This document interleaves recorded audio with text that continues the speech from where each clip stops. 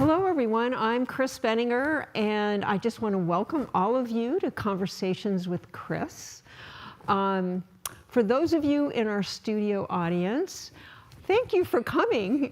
We are in the midst of an atmospheric river, and so thank you, you are brave souls, for venturing out today. And for those of you in our virtual audience, thank you so much for tuning in. We're really, really excited to have you join us today.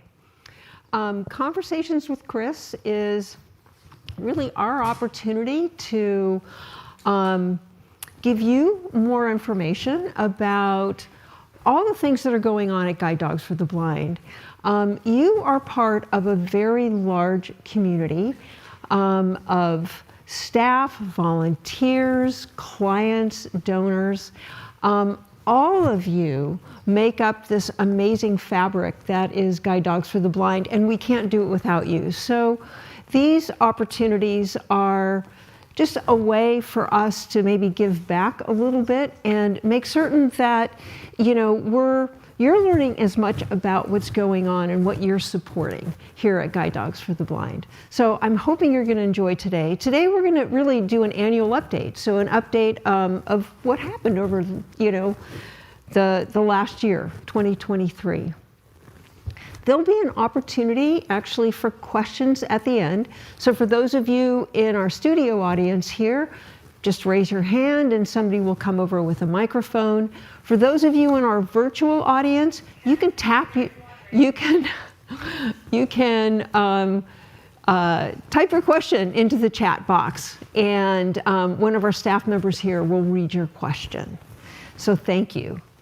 I am joined here today by two amazing individuals, Teresa Stern and Amit Ahuja. So Teresa Stern, who is on my left here, has worked for Guide Dogs for the Blind for nearly 25 years. She retired not quite a year ago. I miss you every single day, Teresa. Oh. There's always a job available for you if you want to come back. Be careful, I might just. Teresa, when she was here at Guide Dogs, was responsible for our outreach program, our advocacy efforts, our alumni association, and the California residence, which is where we're sitting here. Teresa also still does our Central Bark podcast. So hopefully you're listening to the Central Bark podcast, because that's also a great way to learn about, you know, what we're doing. And to my right is Amit Ahuja. Amit is one of our board members, and also recently completed a course through our Orientation Mobility Immersion program, which he's going to talk about a little bit later. But Amit is also quite a stellar individual, and I'm going to read a little bit of his bio, because he does so many things I can't remember at all. But Amit is an associate professor of political science at the University of California, Santa Barbara, where he serves as faculty in residence for a coastal community of over 1,600 undergraduate students. He's a fellow with the Woodrow Wilson International Center in Washington, D.C. in 2022 to 23. Amit is a member of the UC system-wide advisory work group on students with disabilities. So quite accomplished gentleman, and he is here with his guide Tashi, and I didn't also introduce Wills, yes, who is here with Miss Teresa. So, thank you. Sir Wills, yes.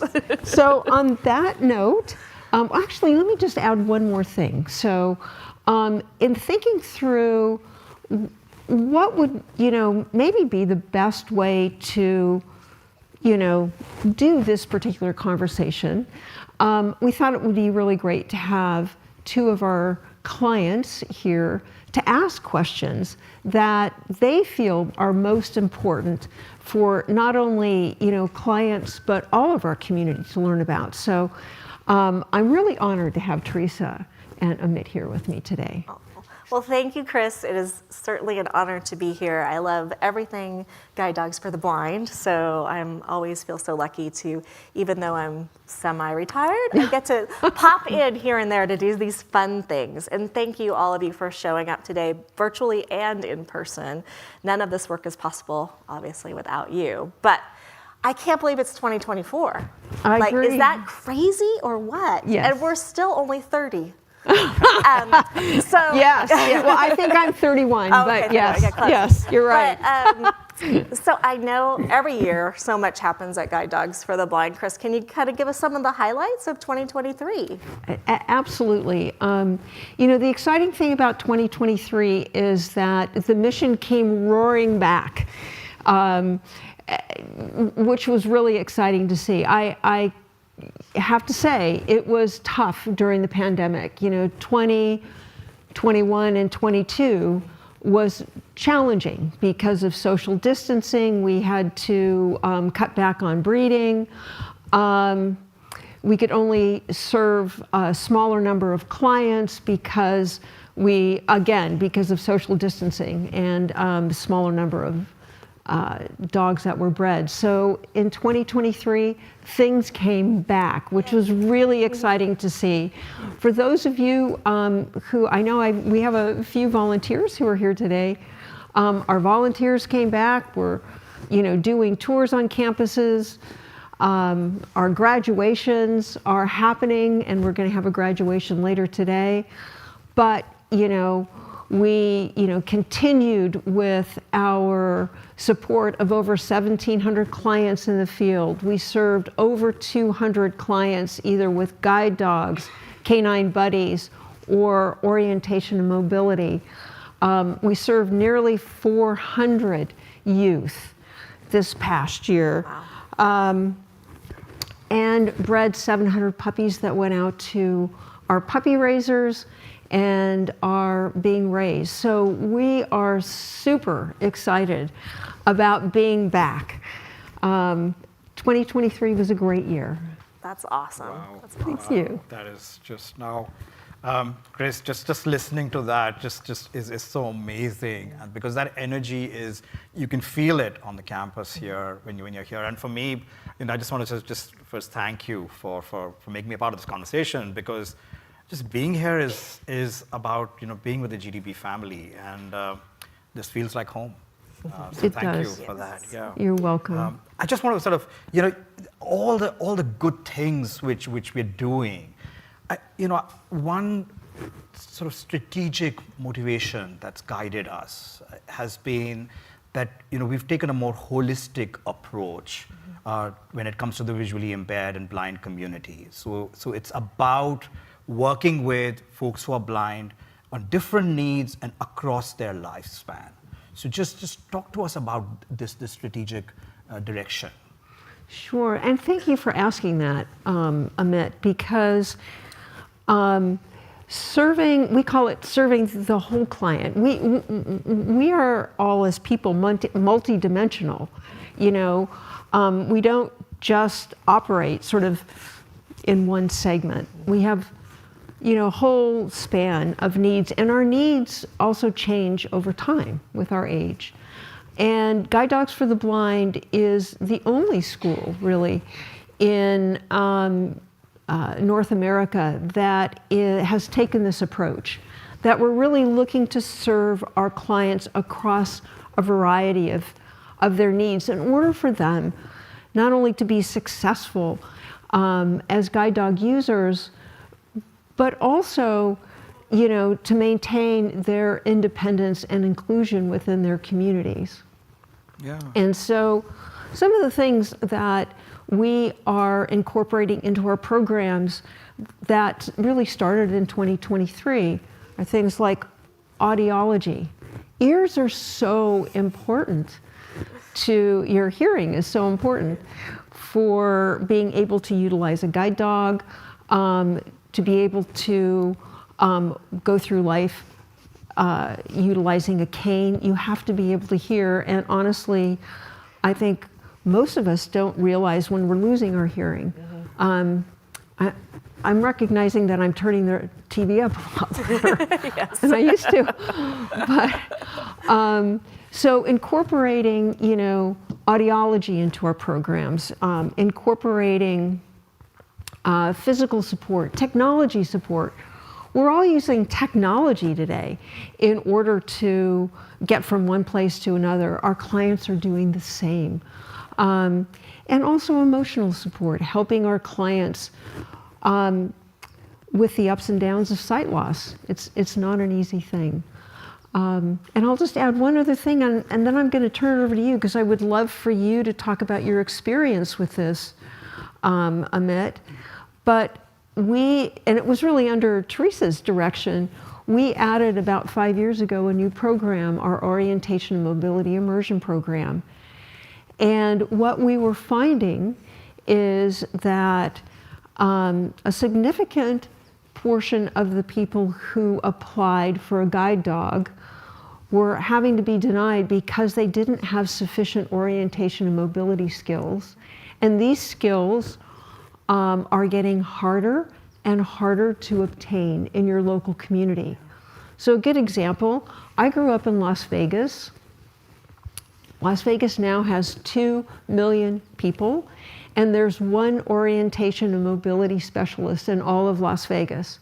So if you were to lose your sight in Las Vegas, what are the chances that you would be able to be trained by this one particular orientation and mobility specialist? Pretty low. So we started our own orientation and mobility program. And this program is open to people who are new to Guide Dogs for the Blind, interested in getting a guide dog but don't yet have the skills, and returning clients whose sight may have changed over time and need some brush up with regards to their orientation mobility skills. And Amit has recently gone through the program. Maybe you can talk about that, Amit. So thank you for this opportunity, because I did go to this program last year, and I have to say it was just so useful, because among all the other things that have changed, the environment that blind and visually impaired folks operate in has also changed. So just think about the number of cars on the street. They've gone up. We have electric cars that don't actually make any noise. Yeah. So working through intersections, those are skills that need to be refreshed constantly. There's new technology out there which can be very helpful. So just these are skills that need to be learned. These need to be refreshed. We think that if you are blind, once you lose your sight, you automatically learn to localize sounds, figure out how to tactilely process your environment. These are learned aspects of one's behavior, and to be able to do the orientation and mobility immersion program, work with an instructor during a week to refresh these skills, learn new skills. I found that to be really helpful. And because we oftentimes think, Chris, that there is this, the cane and the canine are substitutes. Actually, they're not. They're complements. Yes. If you're a good white cane user, you're actually going to be a very good guide dog user. So it's made me into a much better, more confident guide dog user. Fantastic. That's great. That's amazing. Yeah. I'm so glad you had the opportunity to go through that program. Yeah, especially given you started it. Well, Yes, she I don't did. know. There was a lot of people started it. No, your brainchild. Yeah, but I want to add something else, Teresa, before we move on. What struck me about this is that as we've expanded our programs, what is so wonderful to see is that our commitment to excellence in the quality of the program, that has been maintained.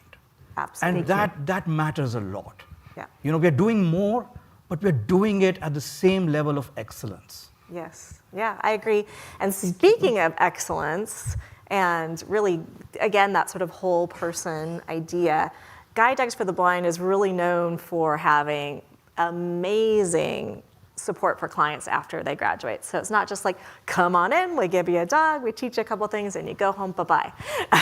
Guide Dogs for the Blind is always there for us if there's issues with the dog, things that are going on, questions, when we need support. So, it's really, I think, one of the reasons that many, many people who are experiencing vision loss choose guide dogs for the blind, because we're really known for that as a world leader in that area. Chris, can you tell us a little bit more about our graduate services?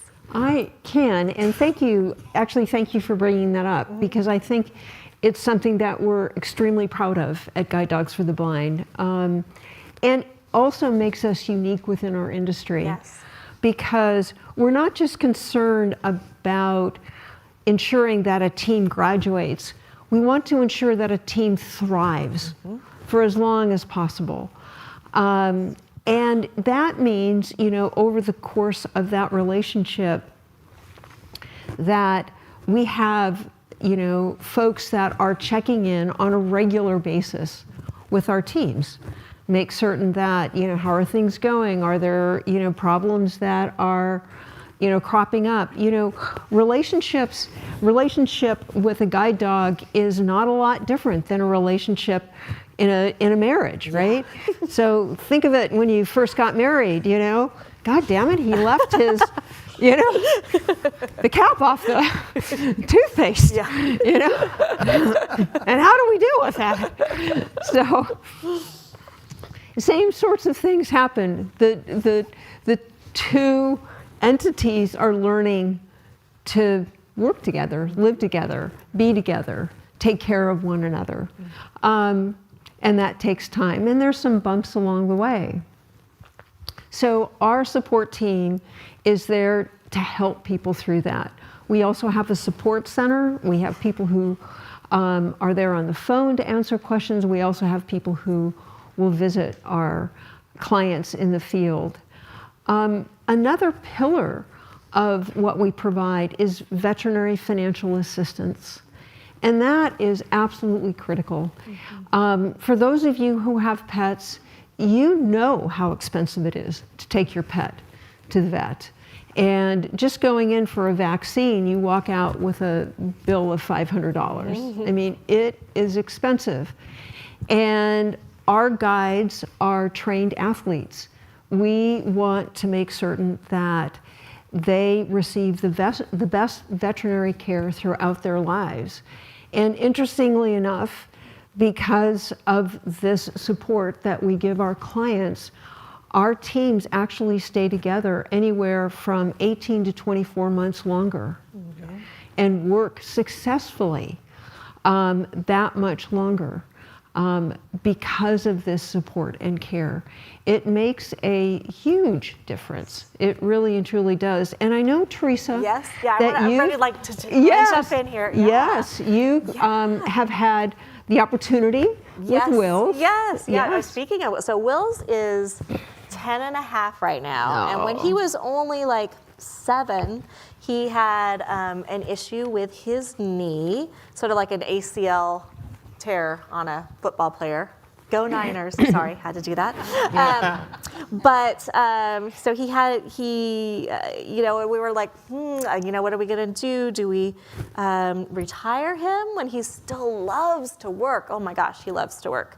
Or, how can we keep him working and keep him comfortable?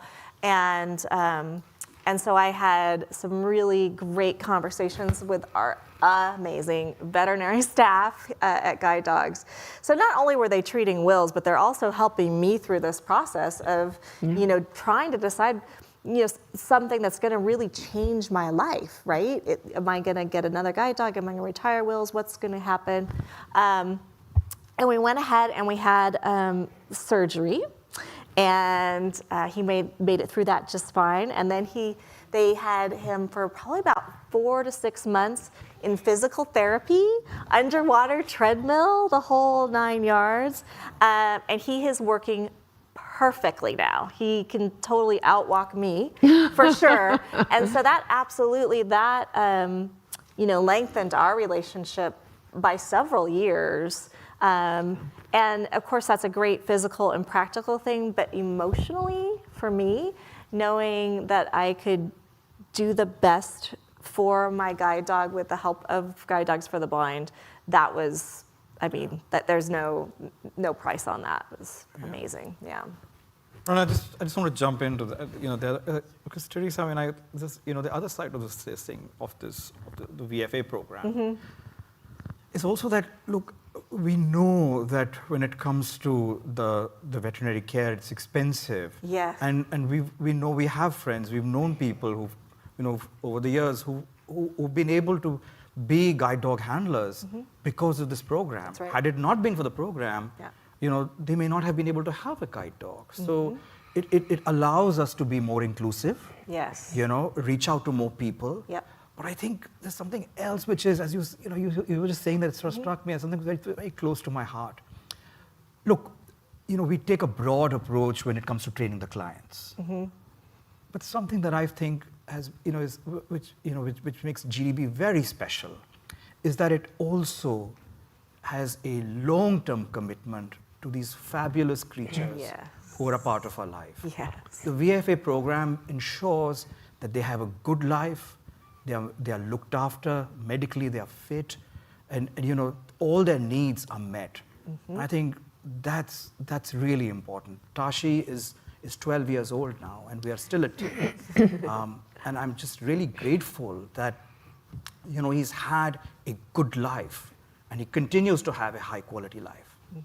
And that's thanks to GDB. Absolutely, absolutely. Yeah, so even, as these dogs get older, we're taking care of them, but we have some new stuff going on with the young ones, don't we, Chris? Oh, we do. Yeah, we do. Yeah, our we puppy do. raising program is essential in, raising these puppies to have the confidence and resilience to, work with people like me and admit, they need a lot of that. No, but so the puppy raising program is really crucial to that first beginning, and we're really leaders in that area too, and we're doing some new stuff. Can you fill us all in? I can, thank you. And you're exactly right. We don't have guide dogs without our puppies, right? And we don't have our puppies without our breeders. So for those of you in the room who are breeder custodians, we thank you very, very much, because your kids are the mom and dads of the future guide dogs. So thank you very much. But we, this year, or in 2023, actually launched some major changes to our puppy raising program, which we're so excited about. These changes actually are based on some evolving science with regards to how we, the industry in general, understands dogs. And our goal with our puppy raising program, of course, is to ensure that every single dog not only thrives, but can be the best that they can be in whatever they choose to do. Our dogs choose their profession, and not all choose to be guide dogs. But we want to make certain that our pups thrive and can be the best that they can be. Science is now focusing on the fact that dogs are sentient beings, just like humans are. And I think everybody in the room, and when I say that, you're probably all going, yeah, But the outside world in general doesn't really think of dogs in that way. And things have changed over time. But still, most people think about their dogs as their pets. We love them, they're a lot of fun, but don't really think about them as sentient beings. And so the science now tells us that not only are they sentient beings, but they have emotions and feelings. And just like all of us, as whole people, we have to take care of our emotions as well as our physical health. So our puppy raising program is really tapping into that emotional side. Our goal is to raise puppies that have greater resilience and basically greater courage to do the job that we're asking them to do. Those are the two critical things that make for a guide dog. And so some of the changes that we're making to our puppy raising program, which our puppy raisers are really excited about as well, is that we're focusing more on the relationship between the puppy raiser and the puppy, rather than the puppy, making certain that the puppy sits in exactly the right spot, walks exactly right on the leash. It's really building that relationship between the puppy raiser and the puppy. It's allowing the puppy to really experience the world more, make their mistakes, right? Yeah. Rather than protecting them from making those mistakes. So if you think about your own kids, right? How do kids learn? By making mistakes, realizing they can recover from that mistake and go on from it, right? Puppies are exactly like children. Yeah. And so we're having our puppy raisers do more adventure walks rather than training walks, right? So that's just one very small change. But you know, the whole idea of that program is to focus more on, you know, building that that courage and that resilience, allowing that puppy to experience more of life, and focusing all of that exactness with our guide dog mobility instructors once they come back for training. And the hope of all of that is that a greater percentage of our puppies will choose to be guide dogs. And that will allow us to serve more clients without having to breed more dogs, which is really the expensive part of our business. Yeah. The other aspect is that we're, you know, growing our program, so we need more puppy raisers. And we're also offering different types of ways you can raise a puppy other than our traditional model of having to join a puppy club. Not everybody can join a puppy club. So we have something called, you know, hybrid raisers.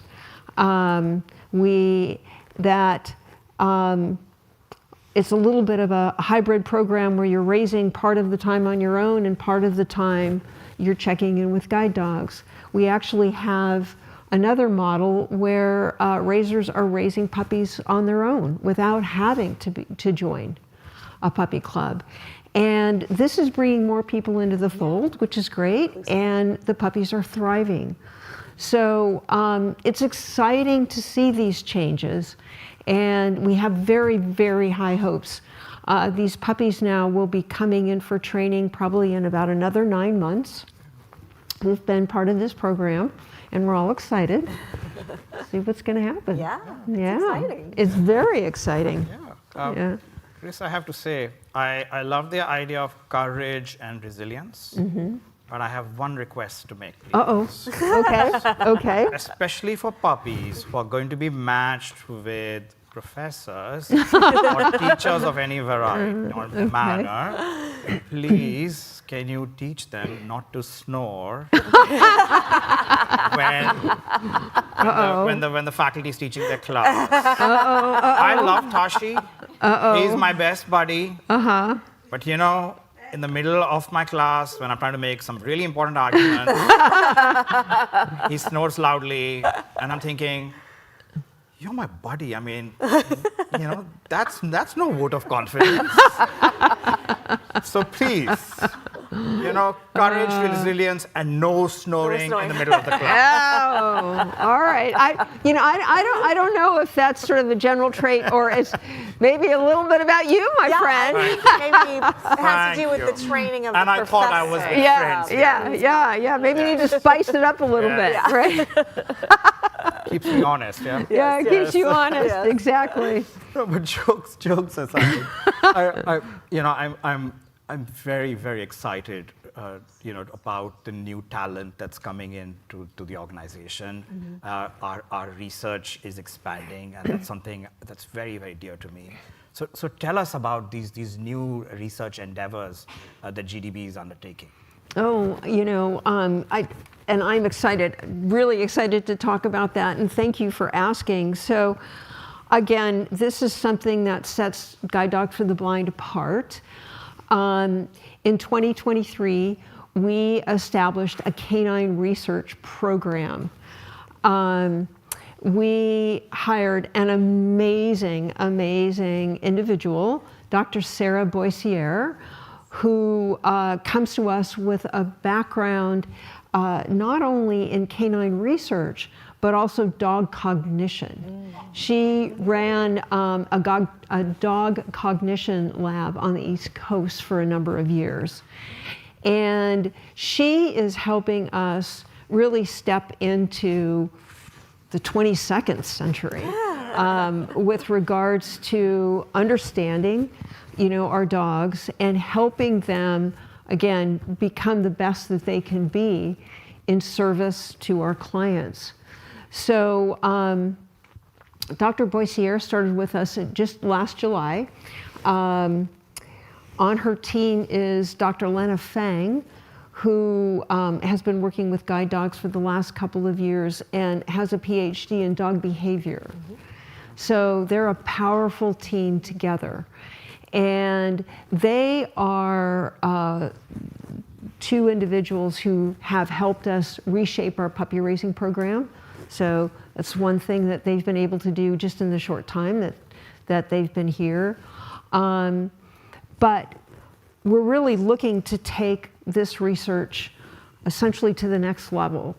One of the exciting things about, again, learning to tap into a dog's feeling, how a dog thinks, how we can help them, become better at what they do, is that all that we learn, we share with other organizations, other guide dog organizations all over the world. So what I'm excited about is not only are we, through this program, helping Guide Dogs for the Blind, we're really helping guide dog organizations all through the world and helping clients all over the world with what we learned through this.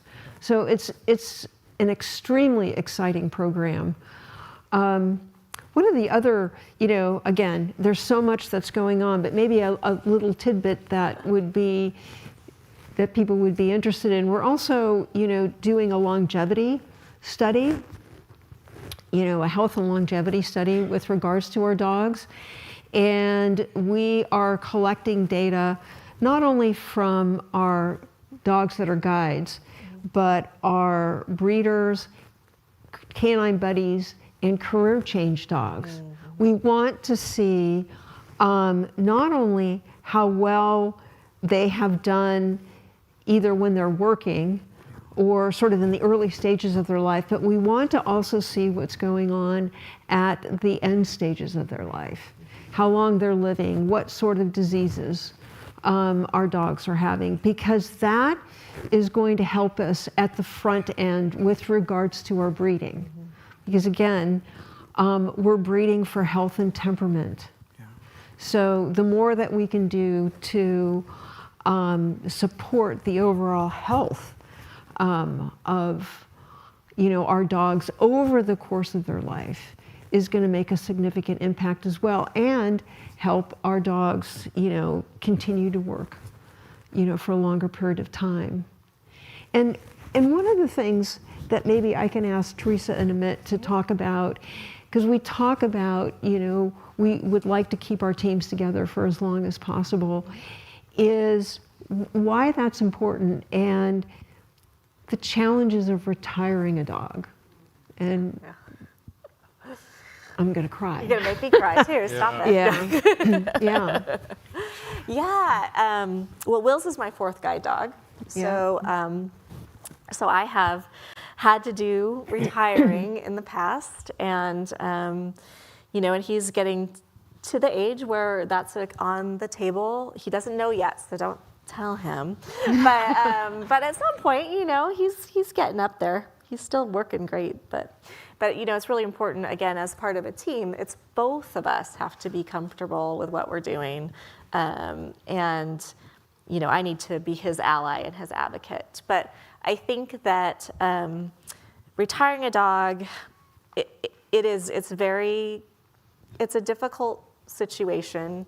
You know, it takes a while for a relationship to really kind of cement together, and then you know, the trust that like I put into Wills to keep me safe out in the world, you know, becomes this almost.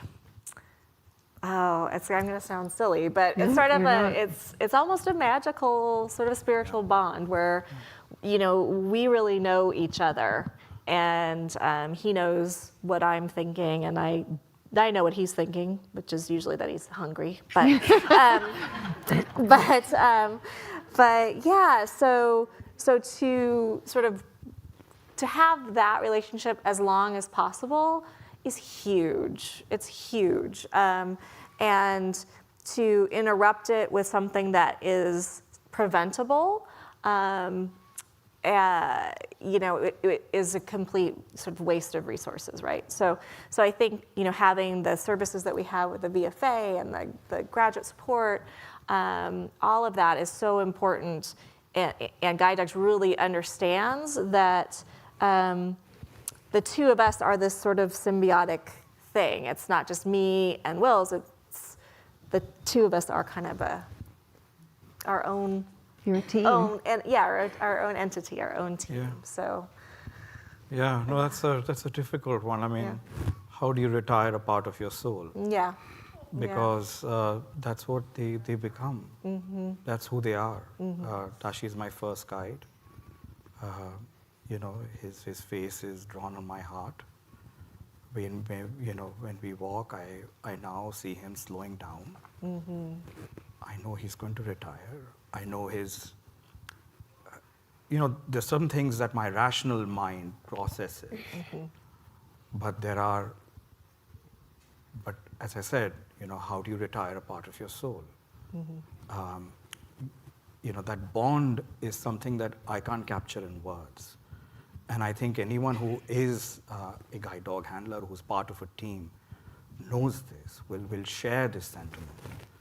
Because we live the reality of being a team every second of our life. Yeah.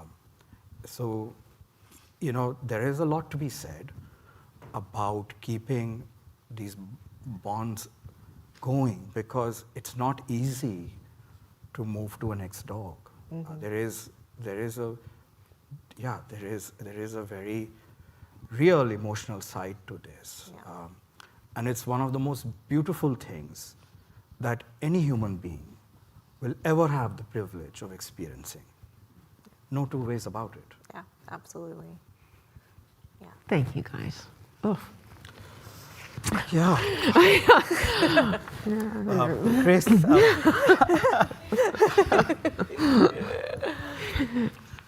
Yeah. Good things. Good things happening at GDP, and you know, there are challenges that we've overcome. Pandemic has come and hopefully has gone away forever. Yes. Hopefully. We are standing, we're thriving. Some of our challenges, you know, have been there for a while. New ones have appeared. Talk us through how we are thinking about them. Sure. There are challenges that we're facing. One which I think we're all experiencing as dog owners is exploding veterinary costs. So we talked about the importance of our VFA program. We work with vets all across the US, all across Canada to support our teams, and those costs are absolutely skyrocketing. That's a challenge for us. Right now, we're spending over $2 million a year in veterinary financial assistance costs, and we're in the process right now of trying to plan for our next fiscal year, which starts July 1. And, you know, veterinary costs are increasing anywhere between 25 to 30% a year. It's crazy. Yeah. Travel costs. When you think about, you know, not only are we flying our clients into class and flying them back home, but we're travel costs for our dogs, right? Our puppies are going out to their puppy raisers in the 10 western states. Not all of them are driven. Many of them have to be flown. Getting dogs back to campus when they're ready for training. We move a lot of dogs that don't qualify as service dogs. So breeders, canine buddies, retired guides. Those are dogs that can't fly in cabin now because of the change in air regulations, because they don't qualify as a service dog.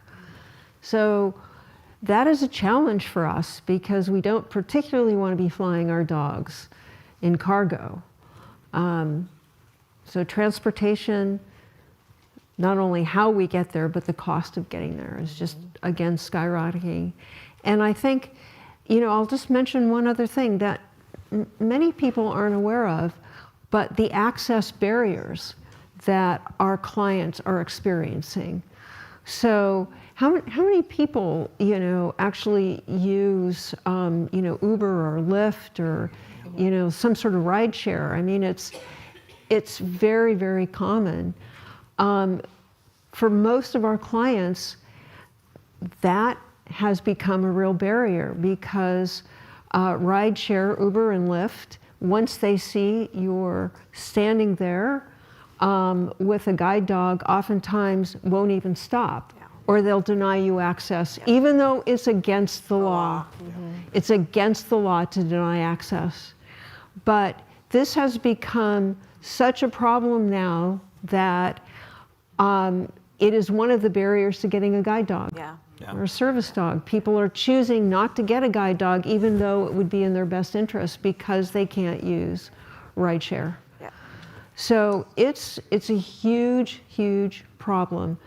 These are all things that, you know, Guide Dogs is working on. But they are, you know, they're big hurdles. They're big hurdles for us and for our clients. So I'm looking at the clock. I want to make certain that, you know, you have an opportunity for questions, because hopefully you have quite a few questions. But just in wrapping up, I just, again, you know, want to remind folks that, you know, our vision it's bold. It's for a future that is both, you know, inclusive and welcoming and creates independence for our clients. Make certain that our clients can live the life they want to live.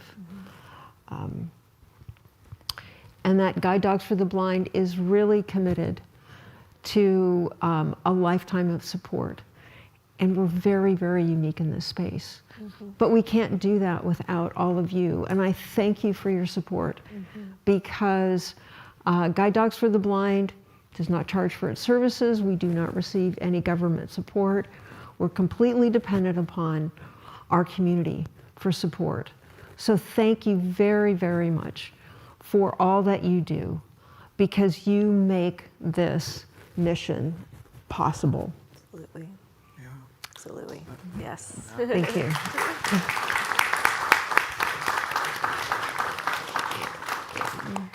I just want to just add to that you know when I sit here, I'm not just speaking on my own behalf. I'm also representing other folks, you know, who are guide dog users, who have you know benefited from the different programs that GDB runs, and at the end of the day, because of GDP, we've been able to lead independent lives and more fulfilling lives.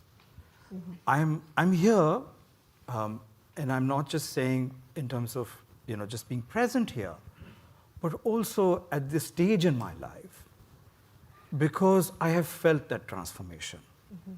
Had Tashi not entered my life, many of these good things that have happened may not have happened. Yeah. And that's something that I remember every day. And so on behalf of all the other clients of GDP and people who've benefited from GDP, I just want to thank the family, the donors, the puppy raisers, the volunteers, people who work in different programs. Thank you for transforming our lives, and thank you for making sure that we can live independent lives. Yes. Absolutely. Thank you. Thank you. Thank you very much, Amit. Well said, Amit. Yeah. Well said. And I'm going to take advantage of that by saying, if you would like to donate, for those of you actually on our virtual screen, there's a button actually on your screen that will allow you to make a donation. And for those of you in the room, there's a poster here somewhere with a QR code. Oh, there it is, at the front of the room. You can utilize that QR code to make a donation on your smartphone, or if you'd like, you can always call our development office at 415-492-4160. Right. So we'd like to open things up for questions. For those of you in the room, please raise your hand. And for those of you on the screen, please type your question into the chat. You can raise your hand too, but it probably won't do much good. Yeah, it's true. It's true. And I think we've got a gentleman in the room here. Oh, good. So many of us are using biometrics on our watches and our phones to see if we've done our steps, or what's our heart rate, or what's our blood pressure. Are you doing any research on biometrics using that for the dogs? And whether then that could report back to you all and alert a client that there may be an issue with the dog? Thank you for asking that question. That's a great question. And actually, GDB will shortly be participating in a study, not with the guides, but with the puppies. Mm-hmm. So utilizing biometrics to understand what stresses a puppy and how quickly they recover. So again, this is an indication of resilience. And what this study shows, because a lot of times to the visual eye, we don't see that, we don't see the increase in the heart rate, right? Mm-hmm. And the puppy is showing no visible signs of stress, but the monitors will, yeah. So yes, so we're really looking forward to, we're not quite there yet, but engaging in biometrics to help us really understand that. Thank you, that's a good one. Sometimes I do put my Fitbit on Will's, so I get my 10,000. Panel, we also have online questions, and along those lines, can you speak to how technology is impacting guide dog use in the guide dog industry? Yeah, and maybe I'll also ask Amit and Teresa to help with that. But pretty much everybody these days has a smartphone. Our clients, and there's a myriad of different types of wayfinding software that our clients use. And our goal with helping our clients with technology is to support them with their technology of choice, rather than dictating a certain type of technology for our clients to use. But technology, particularly wayfinding technology, is extremely helpful, particularly in a new environment that your dog has not been involved with. Yeah, no, it is a game changer, I think, for technology in many ways for people with vision loss. and especially in wayfinding and artificial intelligence, being able to take a picture of something with your phone and having your phone tell you what it is, being able to use your camera also and have somebody on the line with you telling you, how to adjust your thermostat in your hotel room. So I think it's just going to get better and better, and hopefully my brain will be able to accommodate all of it. Yeah. I can barely use my phone Yeah, as it I think- is, so yeah. Yeah. I think you're absolutely right. I think that, actually technology's been around for a while. Yeah. In terms of GPS technology, that you could get an audio description on that and just use that, and people have been using that for a while. But now just that just because of AI, just all manner of new things have come online. But there's one interesting aspect of it, and this is something that especially during training that one discovers, is that even if you're using technology or relying on wayfinding technology or for other things, you still have to have really good navigation skills. Good point. Because without that, sometimes technology can mislead you, or you may not interpret what technology is telling you correctly. Yeah. So being aware of your surroundings, Yeah. being able to assess your surroundings well and in a clear, confident manner, it still matters. Well, and I think people will also bring up, they'll say, well, technology, that's going to replace a guide dog. Yeah. That is not possible. Yeah. Come on, look at that face. Yeah, no, I mean, there is, again, that whole sentient being. Technology can't replace love. So, yeah. But technology doesn't snore. Technology Just doesn't kidding. snore. It's true. Maybe we can get a CPAP for Tasha. Yeah, I don't know. I think you just need to spice up your lectures. All righty. That's true. Thanks.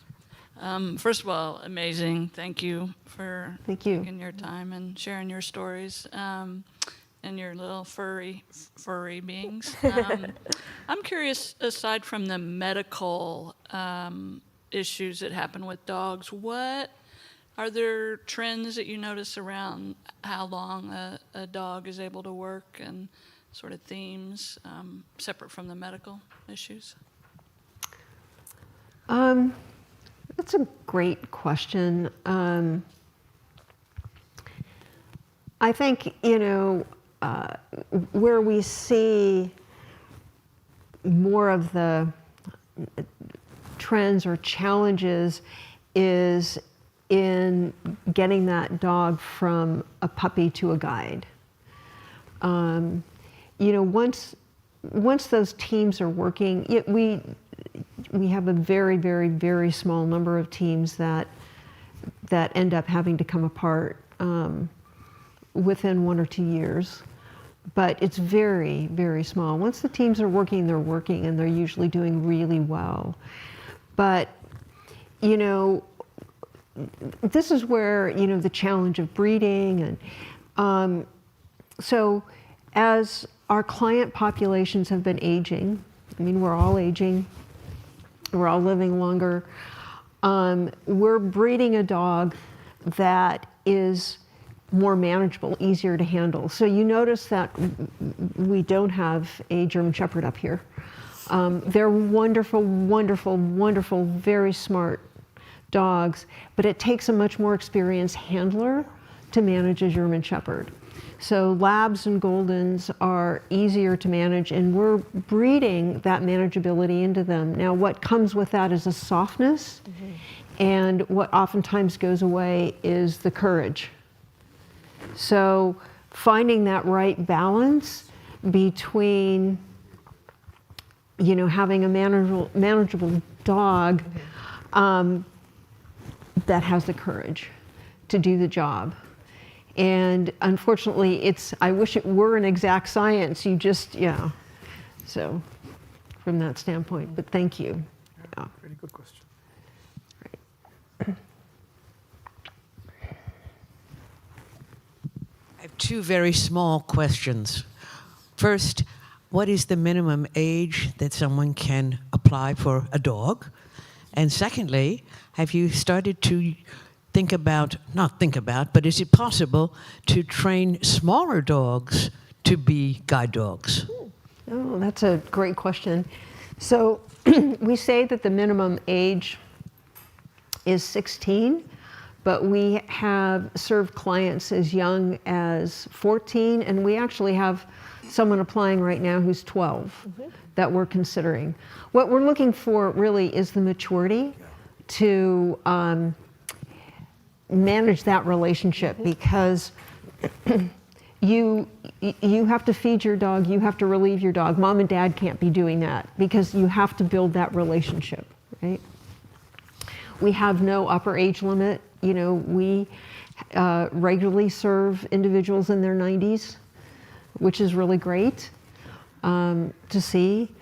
And what was the second question? Small dogs. Small dogs, Yeah. small dogs.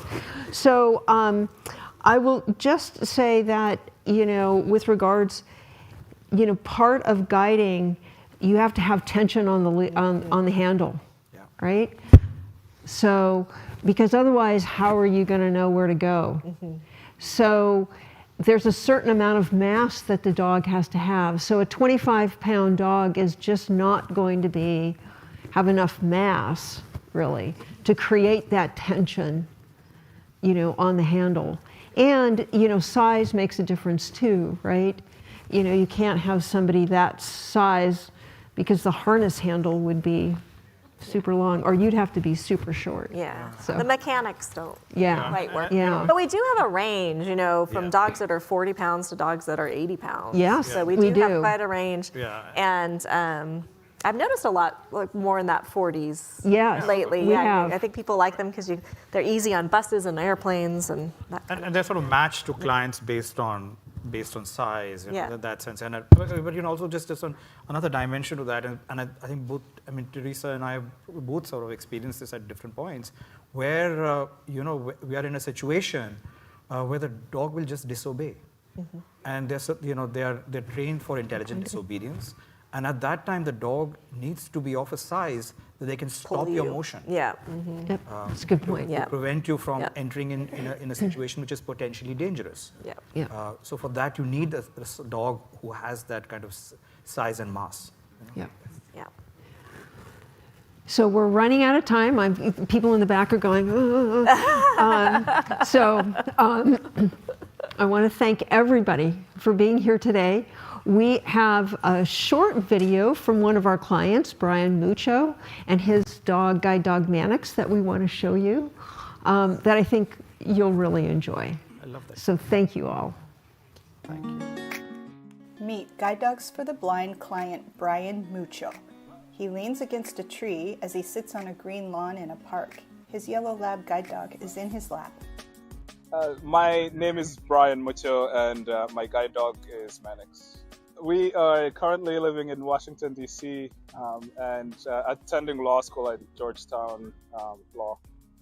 Really, up until I started college, you know, my daily routine was effectively the same. It was just going to school, hang out with some friends. So I went to a pretty small, like, high school. So it was about 100 or 150 of us. I was pretty good at KNUs. I was able to do and get around and get whatever help I might need pretty easily, just because it was such a small community. And then I started college, and I went to a campus that had 20,000 students on it. That was one of the indicators that this is actually going to be a lot harder, just with my cane. And main reason was because, you know, I would have people on like skateboards and stuff who weren't paying attention, and they would like roll over my cane, and it started just creating a lot of fear and anxiety in me just being able to navigate, because it's not that I'm trying to get around trees that are just gonna be there all the time. We're talking moving obstacles. And when those obstacles are going 15 miles an hour, I don't think finding them is what I'm looking for. Brian and Mannix stroll along a busy tree-lined path full of pedestrians and joggers. In order for me to keep living the life I wanted to live, the cane was not sufficient really to be able to allow me to do those things. Back on the lawn. One of my college best friends, actually, he's the one who encouraged me. I was like, hey, like, I know you've always thought about, you know, getting a guide dog. Maybe this is the right time for you to get one, because you're starting to kind of like shut yourself away from things if you can't find people to go with. If I couldn't find a sighted guide to go to an event, I wouldn't go to the event. And he was like, that's not really you, and it's like, if a guide dog might be able to help, then maybe it's time for you to actually start looking into it. And that's how I started researching, and to me, Guide Dogs for the Blind is the best and shall always be the best. Photo of Brian and Mannix on GDB's Oregon campus in 2017. It's a place that doesn't just care to train the best guide dogs possible, but also, it's like a big family. Like, there's still a continuous support. My day-to-day life now with Mannix is just absolutely amazing. Brian and Mannix walk alongside the Lincoln Memorial Reflecting Pool in Washington, D.C. The Washington Monument is in the background against a blue sky dotted with clouds. The sheer level of like confidence that he's helped me in growing. Georgetown was my dream law school, and I told like all my friends, if I get in, I'm gonna go. But then the day came, I got the acceptance letter, and the sheer idea of like, you're about to move across the country to a place that I have never been. There's no way I would have done that. I wouldn't have pursued that dream despite the fact that it was exactly that, a dream that I wanted to accomplish. Brian and Mannix sit on steps with a view of the Washington Monument. Oh, Mannix absolutely loves his job. Seeing the tail wag and just how absolutely loving he is of his job just makes my day. I hear that pretty much on like a daily basis at this point, especially because law school is such a stressful environment. Me and Mannix walk by and it just makes people's days. For anyone who's thinking about donating to GDB, really the only and main message I have is that what GDB does is absolutely life-changing. Now I am willing and able to do effectively anything that I want to. I do not believe I would be sitting in DC attending my dream law school. I would not have done that so eagerly if it wasn't for having Mannix, and I wouldn't have Mannix if it wasn't for GDB. A busy pedestrian plaza. I would say that I'm fully living the life that I want to live now, and that is thanks to having Mannix. From the bottom of my heart, thank you. They pass the camera to reveal the Lincoln Memorial. For more information about Guide Dogs for the Blind, please visit our website at guidedogs.com or call us at 800-295-4050.